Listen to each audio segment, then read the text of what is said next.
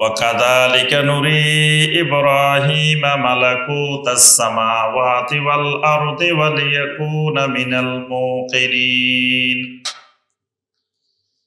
আল্লাহ সুবহানাহু ওয়া তাআলা বলেন, আর এমনি ভাবেই নুরি ইব্রাহিম, আমি ইব্রাহিমকে দেখিয়ে দিলাম।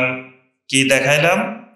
মালাকুতাস সামাওয়াতি ওয়াল আরদে, আসমান আর জমিনের পরিচালন ব্যবস্থা। আসমান আর জমিনকে আমি কিভাবে পরিচালনা করি, এটা আমি ইব্রাহিমকে দেখিয়ে দিলাম। অন্যান্য সূরায় আল্লাহ রাব্বুল আলামিন অনেকগুলা ঘটনা ইব্রাহিম আলাইহিস সালামের ব্যাপারে বর্ণনা করেছেন।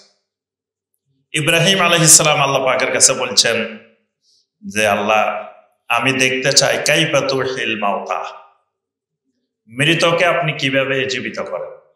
তখন আল্লাহ পাক বলছিলেন 4টা পাখি নিয়ে আসার জন্য, এগুলারে জবাই করে টুকরা টুকরা করার জন্য, ছিটাই দেওয়ার জন্য, তারপরে নাম ধরে ধরে ডাকার জন্য, তারপরে এরা আবার জীবিত হয়ে চলে আসছে।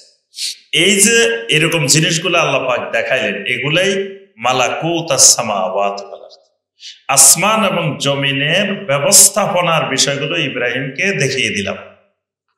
কেন দেখাইছি?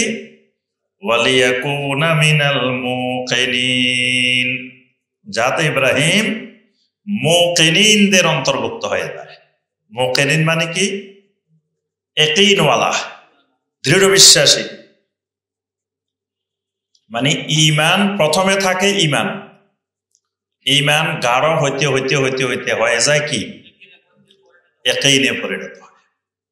এজন্য আমি সবসময় বলি যে, দেখবেন ওই যে সূরা আল বাকারার শুরুতে আল্লাহ সুবহানাহু ওয়া তাআলা মুত্তাকিনের পরিচয় দিয়েছেন। হুদাল্লিল মুত্তাকিন আল্লাযীনা ইউমিনুনা বিল গায়ব। প্রথম আল্লাহ পাক শুরু করছেন ইউমিনুনা বিল গায়ব, গায়েবের প্রতি কি করে? ঈমান আনে। ঈমান দিয়ে শুরু করছেন, ঈমান আনে। লাস্টে গিয়ে কি বলছেন? ওয়াবিল আখিরাতি হুম ইউকিনুন। আখিরাতে হুম ইউমিনুন বলেন নাই, ওয়াবিল আখিরাতি হুম ইউকিনুন। মানে ঈমানটা আস্তে আস্তে আস্তে আস্তে বাড়তে বাড়তে, প্রথম গায়েবের প্রতি ঈমান আনছে, সালাত কায়েম করছে, যাকাত আদায় করছে, এগুলা করতে করতে করতে করতে ওয়াবিল আখিরাতি হুম ইউকিনুন, ইয়াকিন তৈরি হবে। ইয়াকিনটা হলো কখন তৈরি হয়?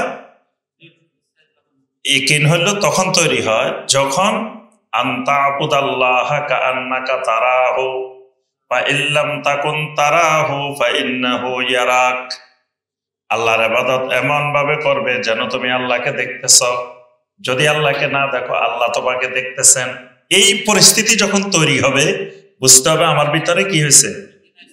ইয়াকিন তৈরি হয়েছে। এই অবস্থা তৈরি হবার আগ পর্যন্ত ইয়াকিন তৈরি হয়নি। তো ইব্রাহিম আলাইহিস সালামকে আল্লাহ পাক এই আসমান জমিনের ব্যবস্থাপনা এই কারণেই দেখাইছেন যাতে তিনি মুকিনিন বান্দাদের অন্তর্ভুক্ত হইতে পারেন। ইব্রাহিম আলাইহিস সালামের যুগের বিশাল মানুষেরা তারকা পূজারী ছিল, তারকা পূজারী, নক্ষত্র পূজারী। আজও পৃথিবীতে নক্ষত্র পূজারী আছে। কারা বলেন তো দেখি? নক্ষত্র পূজা কারা করে? মুসলিম কারা? কেউ কেউ বলে, আপনি কোনোদিন কোনো জায়গায় কোনো মুসলমান দেখছেন যে আমিও মুখ তারাকার ইবাদত করি? হ্যাঁ, আজকে রুমেল ভাই ফার্স্ট হইছে। আপনার যারা এই যে রাশি গণনা করে, রাশি আছে না, কয়েকটা রাশির নাম বলেন তো দেখি। কন্যা রাশি, বৃশ্চিক রাশি আছে না, এগুলা এক একটা হলো নক্ষত্রের নাম, তারকার নাম। যারা এই রাশিগুলোতে বিশ্বাস করে, রাশি গণনা করে, এরা তারকা পূজারী। তারপরে আপনার বিভিন্ন ওই গণকেরা, তারা তারকাকে কেন্দ্র করে করে মানুষের ভাগ্য গণনা করে। তারপরে পৃথিবীর ভবিষ্যৎ বর্ণনা করে যে অমুক তারকার অবস্থান এখান থেকে এখানে চলে গেছে, পৃথিবীতে ঝড় তুফান বাড়ি যেতে পারে, এটা বাড়ি যেতে পারে, এটা সমস্যা হতে পারে। মানে তারকা দেখে দেখে এগুলো বর্ণনা করে। এরা হলো কি? তারকা পূজা। আচ্ছা, আরেকটা আছে, এই যে শনিবার, রবিবার, সোমবার, মঙ্গলবার, এগুলো কিন্তু তারকার নাম। এগুলো কিসের নাম? তারকা, এবং এক একটা দেবতার নাম। এগুলো কিন্তু সবগুলা দেবতার নাম। শনি একটা দেবতা, রবি একটা দেবতা, সোম একটা দেবতা। আমরা যে নামগুলো বলি না, এগুলো প্রত্যেকটা এক একটা দেবতার নাম এবং তারকারাজির নাম।